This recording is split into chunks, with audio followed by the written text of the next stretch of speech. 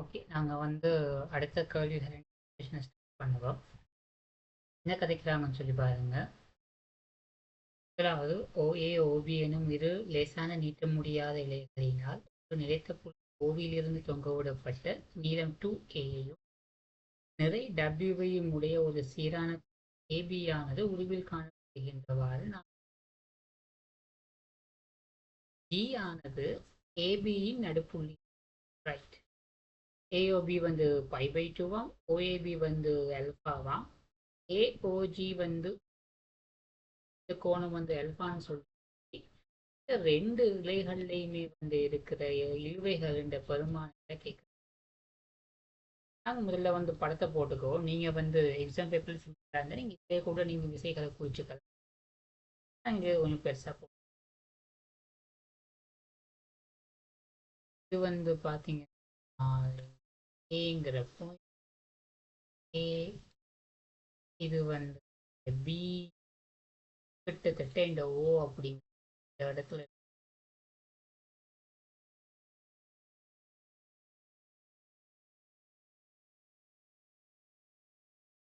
போங்கிறோம். இப்போ வந்து பாத்தீங்கன்னு சொன்னால் இது வந்து எனக்கு நிலைக்குத்து கோடாக நான் என்ன சொல்லி சொல்றேன் பார்ப்போம். இந்த கோளுண்ட நிறை விசை எனக்கு 2W சொல்லி சொல்லிடுறேன்.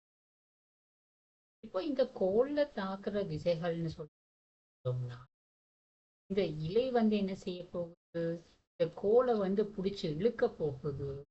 இந்த இழுவிசை வந்து இந்த இலை வழியே இருக்க போகுது. அப்போ அந்த இலை வழியே இருக்கு ரெண்டுமே வேற வேற இலைகள்னு சொல்லியிருக்காங்க. அப்போ ரெண்டு இலைகள்லையுமே இருக்கு இழுவைகள் வந்து வேற வேறையாக இருக்கும். அப்ப இந்த கோல்ல இந்த இலை வந்து இந்த கோலை பிடிச்சி இழுக்கிறனால தாக்குற விசை வந்து T1. அதே மாதிரி இந்த கோல்ல இந்த இலை வந்து பிடிச்சி இழுக்க போகுது. அதால இந்த கோல்ல இருக்கிற இலை இழுவை வந்து உங்களுக்கு T2ஆக இருக்கு. மற்றது இந்த கோல்ல வந்து நிறை விசை தாக்க போகுது. இப்ப பாருங்க, இந்த கோல்ல எத்தனை விசைகள் தாக்குது? 3 விசைகள் தாக்குது. T1, T2, இந்த நிறை விசை. மூன்று விசைகளுக்கு கீழே ஒரு பொருள் சமனி 3 சமாந்தரம் அல்லாத இந்த 3 விசைகளுமே சமாந்தரம் அல்ல. அப்போ 3 சமாந்தரம் அல்லாத விசைகளின் தாக்கத்துக்கு ஒரு பொருள் சமநிலையில இருக்கணுமா? இந்த 3 விசைகளினதும் தாக்க கோடுகள் ஒரு புள்ளி கூட. இப்ப பாருங்க, இந்த T1ங்கிற விசையின் தாக்க கோடும் இந்த T2ங்கிற விசையின் தாக்க கோடும் போக்கூடாக போவதாக. மூன்றாவது விசை நிறை விசையின் தாக்க கோடும் போக்கூடாக இருந்தால் இந்த நிறை விசை வந்து இதன் வழியே தான் புள்ளி கூடாக தான் போக போகுது. நிறை விசை வந்து பாத்தீங்கன்னு சொன்னால் இந்த இடத்துல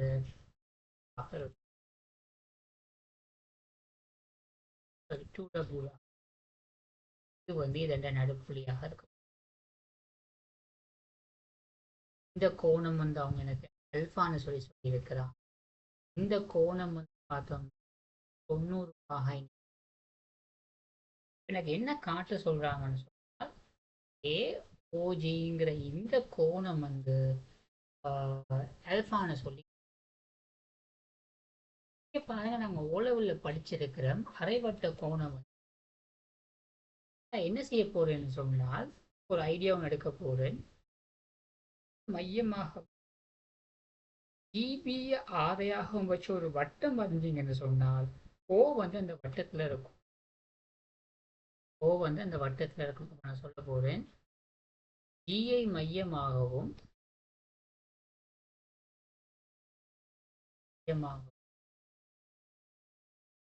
ஜிபிஏ ஆரையாகவும் கொண்ட வட்டத்தில் ஜிபிஏ ஆரையாகவும் கொண்ட இந்த வட்டத்தின் ஒரு புள்ளி ஓ ஆகும். ஏன்? அரைவட்ட கோணம் செங்கோணம். இந்த வட்டத்தின் ஓர் புள்ளி ஓ ஆகும்.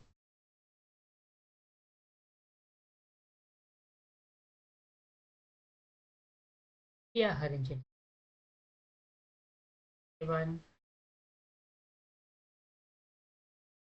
சம்திங் இது வந்து இப்படி இருக்க போகுது. இப்ப பாருங்க, இது வந்து அந்த வட்டத்தின் மையம்.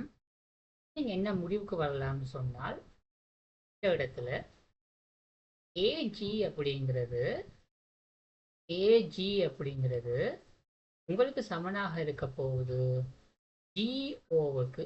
ஏன்? ஒரே வட்ட ஆரைகள். ஏன்? ஒரே வட்ட ஆரைகள். இப்போ நீங்க என்ன முடிவுக்கு வரலாம்னு சொன்னால், இந்த பக்கம் வந்து இந்த பக்கத்துக்கு சமன். அப்போ ஏஓஜி அப்படிங்கிறது ஒரு இருசமபக்க முக்கோணி. ஏஓஜி அப்படிங்கிறது ஒரு இருசமபக்க முக்கோணி. ஒரு இருசமபக்க முக்கோணி. ஒரு இருசமபக்க முக்கோணி ரெண்டு பக்கங்கள் சமனாக இருந்துச்சுன்னு சொன்னால், அதுக்கு எதிராக இருக்கிற கோணங்களும் சமனாகத்தான் இருக்கும். எனக்கு கோணம் ஏஓஜி அப்படிங்கிறது எனக்கு ஆல்பா இருக்கும். பிறகு சொல்றாங்க, இந்த இலைகள்ல இருக்கிற இழுக்கைகளை கேட்க அப்படி செய்ய நான் என்ன செய்ய போறேன், இந்த கோணம் அல்பான்னு சொன்னால் இது அல்பா, இது அல்பான்னு சொன்னால் இந்த கோணம் வந்து அல்பா டூ அல்பாவாக இருக்கும். இந்த கோணம் வந்து டூ அல்பாவாக இருக்கும். இந்த கோணம் வந்து அல்பாவாக இருக்க போகும். ஒருக்கா நாங்கள் என்ன செய்வோம், இந்த விசை தொகுதியை இது இந்த கோணம் அல்பான்னு சொன்னோம். இந்த கோணமுமே வந்து எனக்கு அல்பாவாக தான்.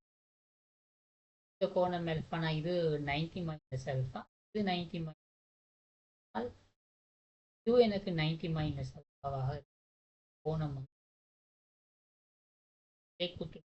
கோணம் இருந்தால் இந்த கோணம் வந்து எனக்கு கிடையாகவும் நிலைக்குத்தாகவும் பிரித்தேன்னு சொன்னால் இந்த விசை கூறுகள் எனக்கு என்ன, இந்த T1 காணையிலும் அது நீங்கள் முக்கோணி வரைஞ்சு கூட நாங்கள் பார்ப்போம். ஒரு தொகுதி இந்த சமநிலைக்கு என்ன செய்யறேன்னு சொன்னால், தொகுதி சமநிலைக்கு அல்லது கோளுண்ட சமநிலைக்கு ஒருக்கா நீங்க நிலைக்குத்தா மேல் நோக்கி பாவிச்சிங்க.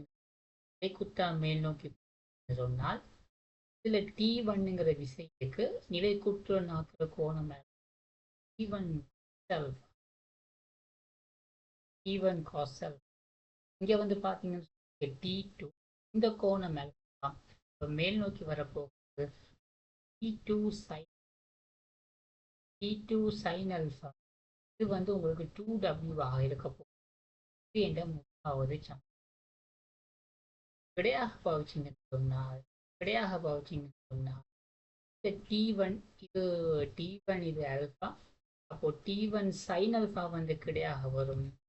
T1 sin alpha இது வந்து உங்களுக்கு சமனாக இருக்க போகுது. பாத்தீங்கன்னா T2 cos alpha இப்படி இருக்குது. வந்து cos alpha ரெண்டாவது சமன்பாட்டை கொண்டாந்து முதலாவது சமன்பாட்டில் பிரதிட்டீங்கன்னு சொன்னால் நீங்கள் T1க்காக வேண்டி போடலாம் T2 cos alphaவுக்கு sin alpha கொண்டு வந்து இங்கே பிரதிட்டீங்கன்னு சொன்னால் என்ன வரப்போகுது, T1க்காக வேண்டி இதை போட்டிங்கன்னு சொன்னால் cos alphaவுக்கு sin alpha into T. இங்கே ஒரு cos alpha இருக்கு. அப்போ cos இருக்கு T2 sin alpha. T2 sin alpha வந்து உங்களுக்கு W ஆக இருக்க போகுது. T2 வந்து பொதுவாக எடுத்தீங்கன்னா cos இருக்கு பிளஸ் இந்த sin alphaவும் பெருக்கப்பட்டா கீழே வந்து பார்த்தீங்கன்னா சொன்னால் ஒரு sin alpha. இது வந்து உங்களுக்கு 2W sin வர்க்கம் alpha cos வர்க்கம் alpha வந்து அப்படியாக இருந்து T2 வந்து உங்களுக்கு வர 2W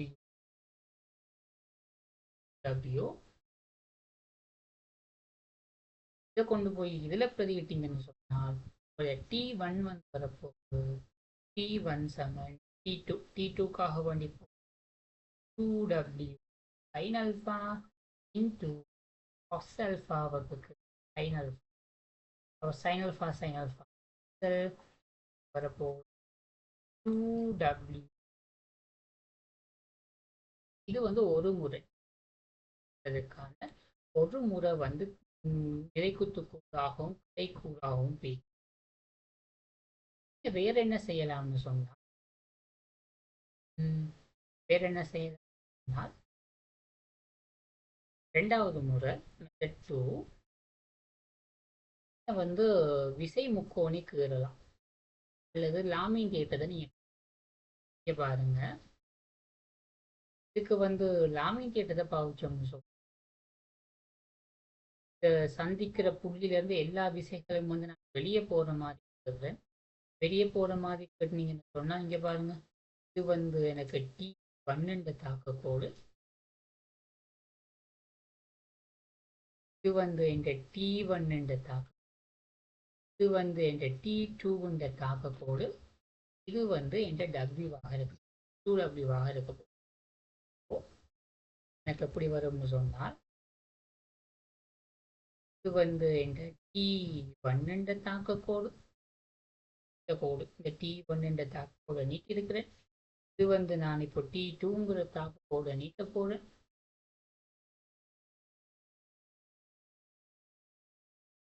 இந்த கோணம் வந்து உங்களுக்கு என்னவாக இருக்கும், இந்த கோணம் வந்து 90 பாயாக.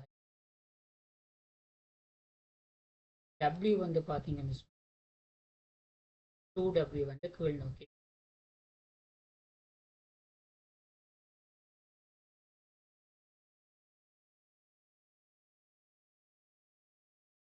இந்த 2W வந்து பாத்தீங்கன்னு சொன்னால் இவரோட அமைக்கிற கோணம், அதாவது இந்த T1ங்கிற தாக்க கோடோட அமைக்கிற கோணம், இந்த கோணம் வந்து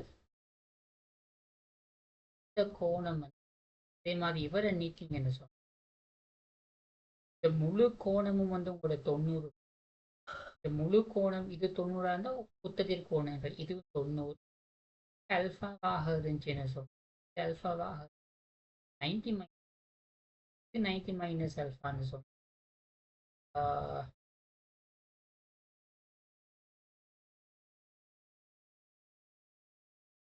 இப்போ நான் லாமின் தேட்டத்தை பாவிச்சோம்னு சொன்னால் இது வந்து இந்த T1 லாமின் தேற்றப்படி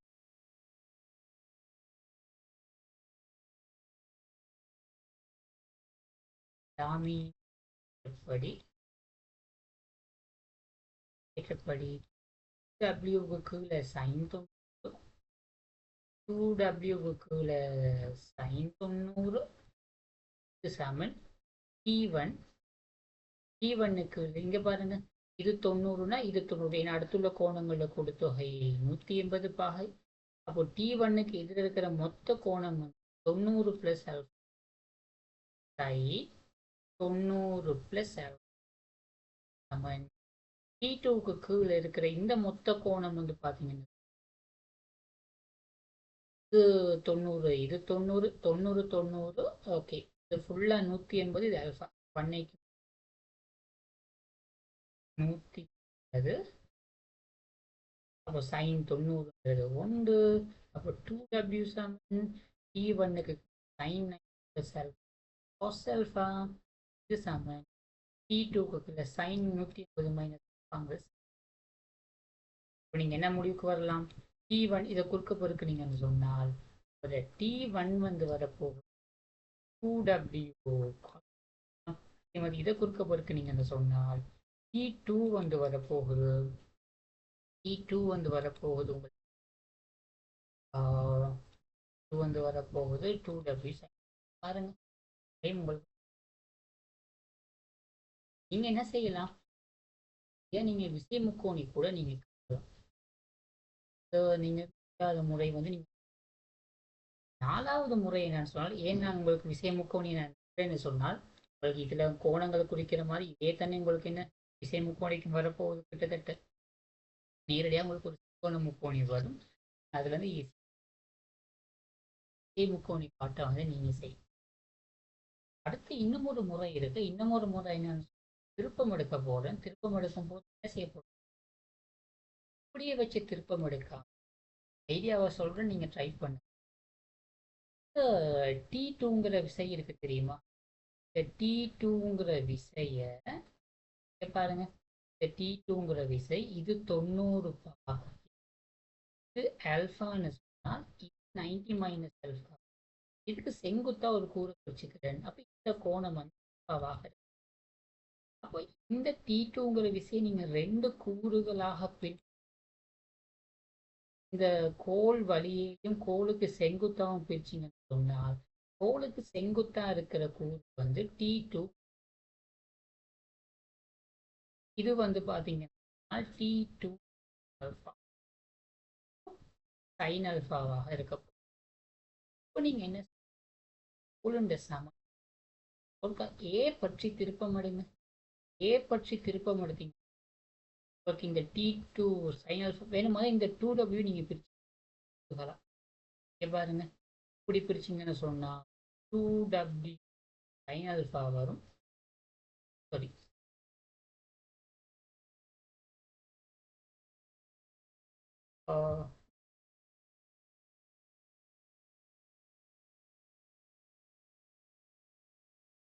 இப்படி பிரிச்சிங்கன்னு சொன்னால் 2W cos 2 ஆல்ஃபா வரும். இந்த கோணம் வந்து 2 ஆல்ஃபா. ஸோ இது வந்து கோணத்தோட பிடிச்சிங்கன்னா 2W cos 2 ஆல்ஃபான்னு சொல்லி வரும். செங்குத்தா பிடிச்சிங்கன்னு சொன்னால் 2W sin 2 ஆல்ஃபான்னு சொல்லி 2 ஆல்ஃபான்னு. இப்போ பாருங்க, உங்களுக்கு என்ன நடக்குதுன்னு சொன்னால் இந்த புள்ளி பற்றி திருப்பம் பார்த்தீங்கன்னா இவருக்கும் திருப்பம் வராது, இவருக்கும் திருப்பம் வராது. நேரடியாக நீங்கள் கண்டுபிடிச்ச பிறகு நீங்கள் அதே மாதிரி இந்த இதையும் வந்து நீங்கள் 2 கூறு கோல் வழியை கோலுக்கு செங்குத்தாகவும் பிரிச்சுனால் T1 கண்டுபிடிக்கும். 2 தடவை நீங்கள் முடியும் செய்யலாம். இந்த கேள்விக்கு உங்களுக்கு 4 முறைகள் இருக்கு. 2 முறைகளை நான் இருக்கிறேன், 2 முறைகளை நீங்கள் கட்டுக்கழிப்பு.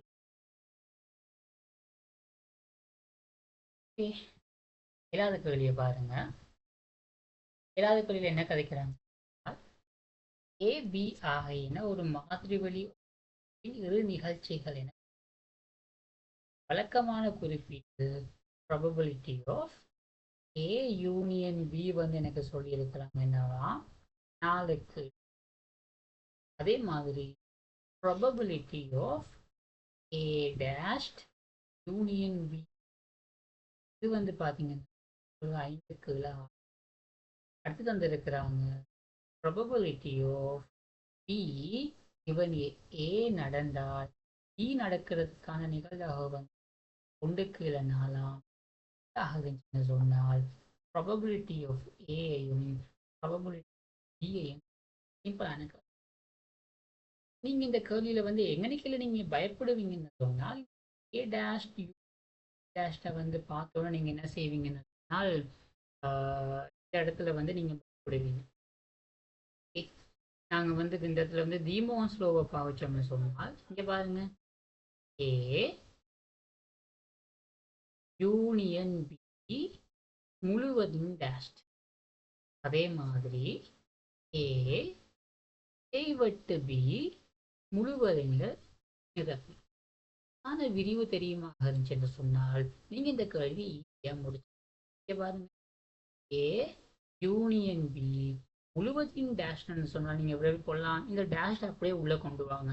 ஏ நிரப்பி இந்த இந்த யூனியனுக்கும் நிரப்பி கொண்டு வாங்க. அப்படி யோசிங்க. ஓ யூனியன் இல்லாதது எது? இடைவெட்டு தானே, இடைவெட்டு. அதே மாதிரி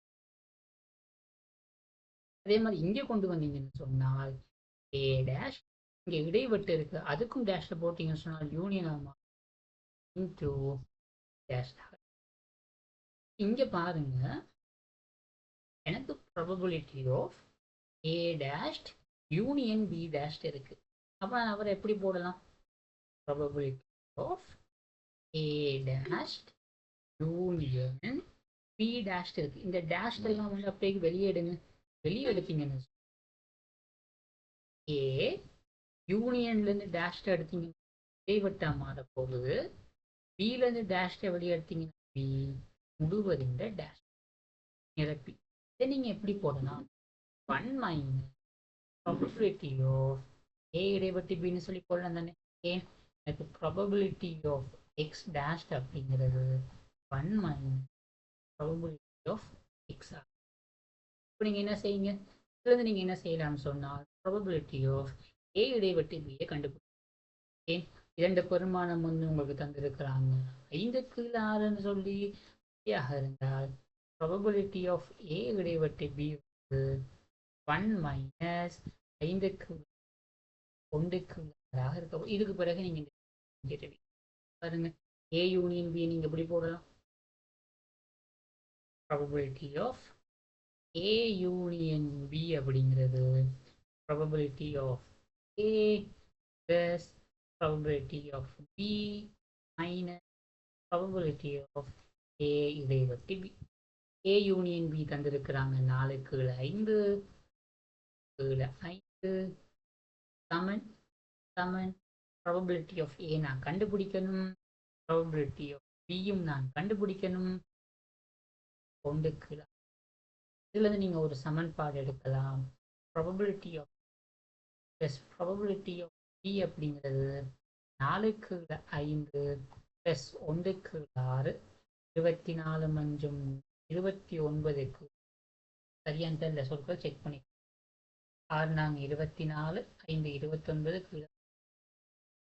அதே மாதிரி நீங்கள் அடுத்து என்ன செய்யலாம்னு சொன்னால் இங்கே வாங்க, ஏ நடந்தா பி நடக்கிறதுக்கான நிகழ்தகவு தந்திருக்கிறாங்க. அது நீங்கள் எப்படி போடலாம்? ப்ராபபிலிட்டி ஆஃப் பி நடக்கிறதுக்கான நிகழ்தகவு ஏ நடந்தா இதை நீங்கள் போடலாம். ப்ராபபிலிட்டி ஆஃப் ஏ இடைவெட்டி பிக்கு கீழே ப்ராபபிலிட்டி ஆஃப் ஏ. இது வந்து உங்களுக்கு என்னவா 1க்கு 4. ஏ இடைவெட்டி பி உங்களுக்கு ஆல்ரெடி தெரியும். ஏ இடைவெட்டி பி வந்து என்ன? 1க்கு 6. 1க்கு 6 மடங்கு ப்ராபபிலிட்டி ஆஃப் ஏ அப்படிங்கிறது எதுக்கு அதுக்கு 1க்கு 4. இதை இங்கே குறுக்க பெருக்குங்க, இங்கே குறுக்க பெருக்குங்க. அப்படியாக இருந்தால் ப்ராபபிலிட்டி ஆஃப் ஏ வந்து உங்களுக்கு சமனாக இருக்க போகுது 4க்கு குறுக்கணிங்கன்னு சொன்னால் 2க்கு. இதை கொண்டு போயிட்டு இங்கே பிரதியிட்டீங்கன்னு சொன்னால் ப்ராபபிலிட்டி ஆஃப் பி வந்து 29க்கு 30 மைனஸ் ப்ராபபிலிட்டி ஆஃப் ஏ 2க்கு 3 மேலே கிளை 10ஆல் பெருக்கினீங்கன்னு சொன்னால் 20க்கு 30 29 20 போன்று சொன்னால் 9க்கு 30 3ஆவது சொற்கினம் சொன்னால் 2க்கு. இந்த கேள்வியில் நீங்கள் புலம்புற ஒரே இடம் வந்து இதுதான். அதுவும் உங்களுக்கு அந்த தீரம் வந்து ஞாபகம் இருக்குமாக இருந்தால் நீங்கள் அந்த கேள்வியை வந்து ஓகே அடுத்த கேள்விக்குள்ள போ.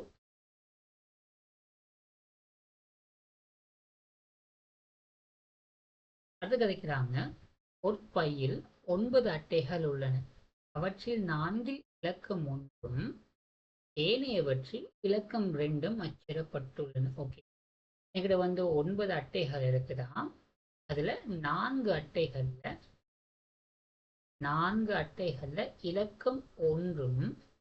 இலக்கம் 1 மிச்சமா இருக்கிறது அப்படியா இருந்தா 5 அட்டைகள்ல. ஓகே, மிச்சமா இருக்கிற 5 அட்டைகள்ல இலக்கம் 2 வந்து போட்டிருக்கிறாங்க. பிரதி வைப்பு இல்லாமல் ஒரு தடவைக்கு 1 வீதம் எழுமாறாக பையில் இருந்து அட்டைகள் வெளியே எடுக்கப்படுகின்றன. ஒரு பேக்ல இருந்து வந்து வெளியே எடுக்கிறாங்க. வெளியே எடுத்த முதல் 2 அட்டைகளிலும் உள்ள இலக்கங்களின் கூட்டுத்தொகை முதல்ல வந்து 2 அட்டைகளை பற்றி எடுக்கிறாங்க. இப்போ பாருங்க, நீங்க ஃபர்ஸ்டா ஒரு அட்டையை எடுக்கிறீங்க. ஃபர்ஸ்டா எடுக்கிற அட்டை வந்து உங்களுக்கு என்னவா இருக்கலாம்? 1 இருக்கலாம் அல்லது 2 இருக்கலாம். நீங்க ஃபர்ஸ்டா எடுத்த அட்டை வந்து 1 இருக்கிறதுக்கான நிகழ்தகவு வந்து என்ன? மொத்தம் 9ல் 4. இங்க வந்து பாத்தீங்கன்னா 9ல் 5ஆக இருக்கும். அடுத்து 2வது வந்து பாத்தீங்கன்னு சொன்னால் 2வது தடவை அட்டை எடுக்கிறீங்க. இப்போ நீங்க முதலாவது தடவையில 1ங்கிற இலக்கத்தை எடுத்துட்டீங்க. நீங்க பிரதி வைப்பு செய்யல, இதுல இருந்து ஒரு அட்டை வெளியே வந்துருச்சு. அப்போ மொத்தம் இருக்கிறது உங்களுக்கு 8 அட்டைகள் இருக்கு. 8 அட்டைகள்ல நீங்க 2வது தடவை நீங்க 1 எடுக்கலாம். 2வது தடவை நீங்க 2 எடுக்கலாம். முதலாவது தடவை 2வது தடவை 1 எடுக்கிறதுக்கு மொத்தமா இப்போ 8 அட்டைகள் இருக்கும். 8 அட்டைகள்ல 3 அட்டைகள் இருக்கும். 8 அட்டைகள்ல 8 அட்டை. அடுத்த கேஸுக்கு வாங்க. முதலாவதா நீங்க 2 எடுத்திருந்தீங்கன்னு சொன்னால் 2வது தடவை எடுக்கும்போது 1 எடுக்கலாம். அல்லது நீங்க என்ன செய்யலாம், 2 எடுக்கலாம். இப்போ உங்களுக்கு மொத்தம் எத்தனை அட்டைகள் இருக்க போகுது? 8 அட்டைகள் இருக்க போகுது. 4ல் 1ம் 4ல் 2ம் இருக்க போகுது. இது ரெண்டுமே அரை அரைன்னு சொல்லி 4 8 4. உங்களோட கேள்வி, வெளியெடுத்த முதல் 2 அட்டைகளிலும் உள்ள இலக்கங்களின் கூட்டுத்தொகை 4ஆக இருக்கணும் இருந்தால் இந்த ஒரு கண்டிஷன் தான். கூட்டுத்தொகை 4ஆக இருக்கிறது. கூட்டுத்தொகை 4ஆக இருக்கிறதுக்கான ப்ராபபிலிட்டி ஆஃப் கூட்டுத்தொகை 4 கூட்டுத்தொகை 4ஆக இருக்கிறது 3 என்ன 5க்கு 9 இன்ட்டு அரை இருந்தால் 5க்கு 18. வெளியே எடுத்த முதல் 3 அட்டைகளினதும் இலக்கங்களின் கூட்டுத்தொகை 3ஆக இருக்குது. ஓகே, இப்போ 3 அட்டைகளை நீங்க எடுக்கிறீங்க. 3 அட்டைகளினதும் கூட்டுத்தொகை வந்து 3ஆ இருக்கணுமா இருந்தால் கட்டாயமா 1 1 1ஆ இருந்திருக்கு. ஏதாச்சும் ஒரு அட்டை 2ஆ இருந்தா கூட இந்த கூட்டுத்தொகை வந்து 3ஐ விட கூட்டுத்தொகை வந்து 3ஆ இருக்கணுமாக இருந்துச்சு. 2வது கேஸ் கூட்டுத்தொகை வந்து 3ஆ இருக்கணும். 3 சந்தர்ப்பங்கள்ல 3ஆ இருக்கணும். முதலாவதா எடுக்கப்பட்டிருக்கிறது 3 எடுத்திருக்கணும். 2வதாகவும் 3 எடுத்திருக்கணும். 3வதாகவும் 3 எடுத்திருக்கணும். அப்போ 3வதா 1 எடுக்கிறதுக்கான நிகழ்தகவு ஃபர்ஸ்டா ஒரு 1 எடுத்துட்டீங்க, 8 இருக்கும். 2வது 1 எடுத்துட்டீங்க, மொத்தமாக இப்போ எத்தனை இருக்கும்? 7 கார்ட்ஸ் இருக்க போகுது. 7 கார்ட்ஸ்ல 2 கார்ட்ஸ் 7ல் 2 நிகழ்தகவு அப்படிங்கிறது 4க்கு 9 3க்கு 8 2க்கு சொல்லி என்ன வரப்போகுது?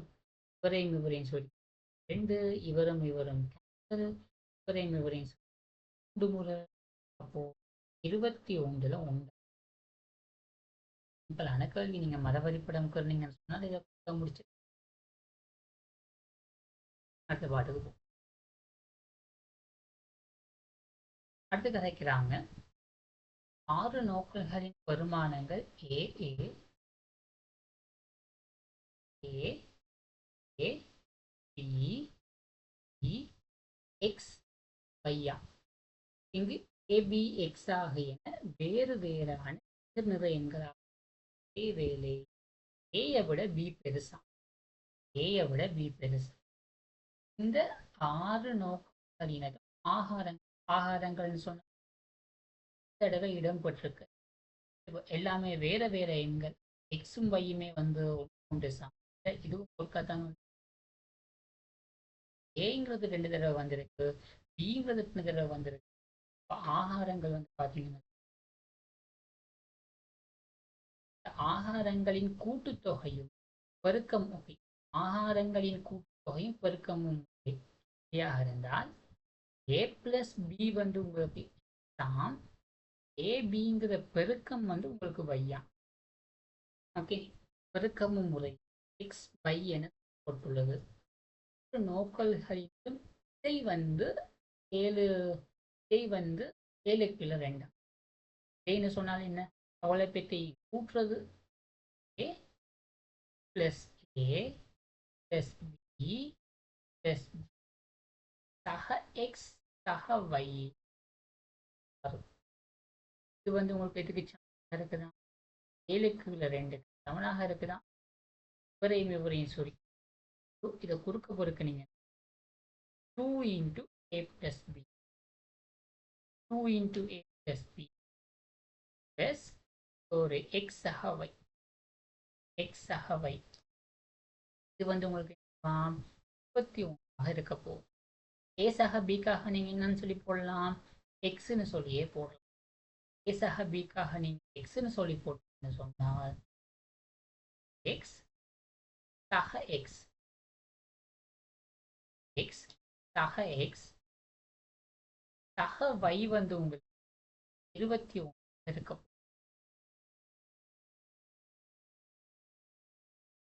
ஆகாரங்களின் இருந்தால் 3x சக y 3x சக y அப்படின்னு இருக்க போகுது 21 இருக்க போகுது. அப்போ y வந்து உங்களுக்கு வரப்போகுது y வந்து 21 மைனஸ் 3x.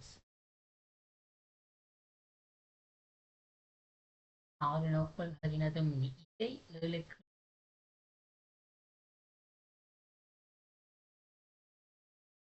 ரைட்.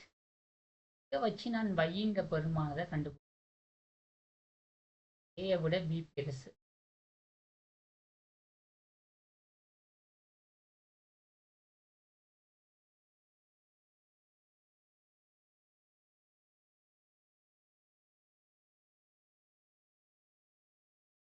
y வந்து பார்த்தீங்கன்னு சொன்னால் ஒரு நேர் நிறைன்னு சொல்லியிருக்கிறாங்க. y வந்து ஆகியன வேறு வேறான நேர் நிறை எண். பாருங்க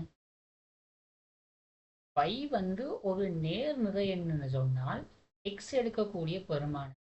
பாருங்க y y பெரிது அல்லது சமன் பூஜ்ஜியம் y சாரி நேர் நிறை எண்கள் y வந்து பூஜ்ஜியத்தை எடுக்காது. y வந்து உங்களுக்கு பூஜ்ஜியத்தை விட பெருசா இருக்க y வந்து எல்லாம் நேர் நிறை எண்களாக இருக்கும்.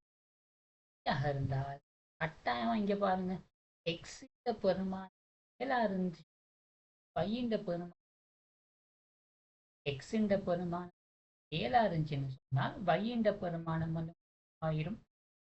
y இந்த பெருமானம் வந்து 7 விட பெரிய பெருமானங்களை போட்டீங்கன்னு சொன்னால் yக்கு வந்து மறைப்பெருமானங்கள் வரும். அப்படியாக இருந்தால் x உடைய பெருமானம் வந்து கட்டாயமா 7 விட சின்னதாக இருக்கும். உடைய பெருமானம் 7 விட சின்னதாக 7 விட சின்னதுன்னு சொன்னால் எந்தெந்த பெருமானங்கள் எடுக்கலாம்? y வந்து பார்த்தீங்கன்னா எக்ஸுக்காக நீங்கள் ஒரு ஓகே. மற்றது எக்ஸ் அப்படிங்கிறது உங்களுக்கு எதுக்கு சமனாக இருக்க போகுது? எக்ஸ் அப்படிங்கிறது உங்களுக்கு a + bக்கு சமனாக இருக்க போகுது. y வந்து உங்களுக்கு a இன்ட்டு ஆற போட்டிங்க. எக்ஸுக்காக வந்து நீங்கள் ஆற போட்டிங்கன்னா எக்ஸுக்காக நீங்கள் ஆற போட்டிங்கன்னா y வந்து உங்களுக்கு என்ன வரும்? y வந்து எக்ஸுக்காக ஆற போட்டிங்கன்னா 18 18ன்னு சொன்னால் 21 18 y வந்து 3 இருக்க போகுது. அப்போ எக்ஸ் 6 y 3 ஏதும் சாத்தியமான பெருமானங்கள் இருக்குதா? கூட்டினால் 2 பெருமானங்களை கூட்டினால் 6 வரணும், பெருக்கினால் 3 வரணும். சாத்தியமான பெருமானம். எக்ஸுக்காக 5 போடுங்க. எக்ஸுக்காக 5 போட்டிங்கன்னு சொன்னா 21ல் 15 7 15 6 கூட்டினால் 5 வரணும், கூட்டினா 5 வரணும், பெருக்கினா 6 வரணும். 3ம் 2ம் இருக்கு.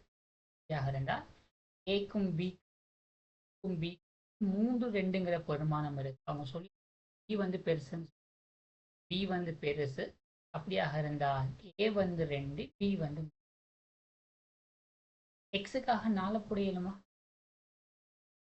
எக்ஸுக்காக நீங்க 4 போட்டீங்கன்னு சொன்ன 21ல் 12 போச்சு, 21ல் 12 போச்சு 9. அப்போ y வந்து 9 கூட்டினால் 4 வரணும், பெருக்கினால் 9 வரணும். எக்ஸுக்காக வந்து ஏறு வரிசையில் இருக்குதா? எக்ஸுக்காக 3 போட்டிங்கன்னு சொன்னால் எக்ஸுக்காக 3 போட்டிங்கன்னு 21ல் 9 போச்சு 12. அதுக்கு சாத்தியம் இல்லை. எக்ஸுக்காக நீங்கள் 2 போட்டிங்கன்னாலும் 2 15 கூட்டினால் 2 பெருக்கினா 15 வர மாதிரி விடயங்களில் எக்ஸுக்காக ஒன்றை போட்டி வருமானம் 21 18 கூட்டினால் 1 பெருக்கினா வரமே ஒரே ஒரு தீர்வு. எக்ஸ் வந்து 5 வைஷ்ணவமாக இருக்கணும், தேசம் 2 அணுக்கள். இந்த இடத்துல இந்த லொஜிக்கை நீங்க சரியா யோசிக்கிறேன். இதுல வந்து எதுவும் சிம்பிளா எதுவும் யோசிக்கணுமா, வேற எதுவும் இந்த வேலை வந்து இந்த இந்த இடத்துல வந்து இந்த லொஜிக்கை வந்து சிம்பிளா எனக்கு எந்த விதமான அடுத்து பாருங்க. x1 x2 x10 எனும் 10 எண்கள் இதையும் மாறற்றுடனும் முறை 10 அப்படியாக இருந்தால் எனக்கு எக்ஸ் பார் வந்து தந்திருக்கிறாங்க. 10 62 சொன்னால் நியமங்களின் வர்க்கம் வந்து எனக்கு தந்திருக்கிறாங்க 9. எக்ஸ் 10 நீக்கிய பின்னர் எங்கே இருக்கும் 9 எண்களினது இதையும் 10. எக்ஸ் பார்னு சொன்னால் என்ன, நம்பர்ஸையும் கூட்டுறான். x1 x2 x9 x10க்கு 10. இது வந்து உங்களுக்கு எதுக்கு சமனாக இருக்குதாம், 10க்கு சமனாக இருக்கு. இதை குறுக்க பொறுக்கிறீங்கன்னு சொன்னால் x1 x2 up to x9 plus x10 வந்து உங்களுக்கு எதுக்கு சமனாக இருக்க போகுது, 100க்கு சமம் இருக்க போகுது. இது கூட முதலாவது சமம் சொல்றாங்க. x10 இல்லாமக்கின பிறகும் இதை வந்து x1 x2 x9 அதுக்கு 9 வந்து உங்களோட 10 கொடுக்க போறீங்க. x1 x2 up to x9 வந்து உங்களுக்கு என்னவா இருக்க போகுது, 90ஆக இருக்க போகுது. இது ரெண்டாவது. எல்லா சமன்பாடுல இருந்து ரெண்டாவது சமன்பாட்டை கழிச்சு விட்டீங்க, உங்களுக்கு நேரம் x10 வந்து வரும். x10 வந்து மாறற்றனை தான் கேட்கு. அப்போ மாறற்று 9 எண்கள் மாறற்று டேஷ்டின் வர்க்கம் அப்படிங்கிறது xi இந்த வர்க்கம் i சமன் 1 இருந்து 9 வரைக்கும். அதுக்கு 9 மைனஸ் எக்ஸ் பார் என்ற வர்க்கம், எக்ஸ் டேஷ் பார்னு போட்டு ஆரம்பத்தில் எக்ஸ் பார்னு பெருமானங்கள்ல உண்டு, வேறு வேறுன்னு பாருங்க. எனக்கு ஆரம்பத்துல இந்த 9 வந்து எப்படி, ஆரம்பத்துல இந்த 9 வந்து 9 அப்படிங்கிறது எப்படி வந்திருக்கும்,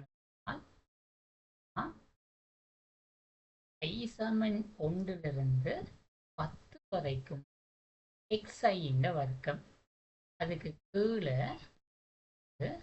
மைனஸ் எக்ஸ் பார் என்ற வர்க்கம் அப்படிங்கிறது 100. இவரை இந்த சைட் கொண்டு வந்தால் 109 நான் விரிச்செழுதிக்கிறேன். விரிச்செழுதினால் 9 வரைக்கும் xi என்ற வர்க்கம் 10வது உறுப்பு x10 என்ற வர்க்கம் நான் போடலாம் தானே. x1 பிளஸ் x2 x1 வர்க்கம் பிளஸ் x2 வர்க்கம் பிளஸ் x9 என்ற வர்க்கம் பிளஸ் x10 என்ற வர்க்கத்தை இவ்வளவு தனியா எடுத்து என்ன கேட்டேன் அதுக்கு இரண்டு பெருமானம் வந்து தெரியும். 10 வந்து 10 இதை குறுக்க பொறுக்குனீங்கன்னு சொன்னால் 1090 ஈசாமன் 1 இருந்து 9 வரை இந்த வர்க்கம் x10 வந்து 10 10 என்ற வர்க்கம் 100 கழிச்சு விட்டா உங்களுக்கு வரப்போ ஈசாமன் 9 வரைக்கும் xi இந்த வர்க்கம் அப்படிங்கிறது 1090 கழிக்கல் 90 1090 தெரியுது. நீங்க 1090 போனா 1010 போனா கொண்டு வந்து பிரதிட்டா உங்களுக்கு என்ன வரப்போகுது. இதுக்காக நீங்க 990 அதுக்கு 9 மைனஸ் இந்த வர்க்கம் சுருக்கினீங்கன்னு சொன்னால் 110 10 மைனஸ் 100 இருந்தால் இருக்கும்.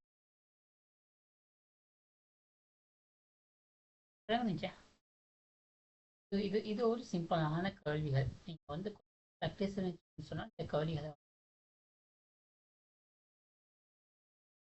தான் 2017 அப்ளைட் ஸ்ட்ரக்சர் கேள்வி. அடுத்தது என்ன செய்ய இந்த செஷன்ஸ்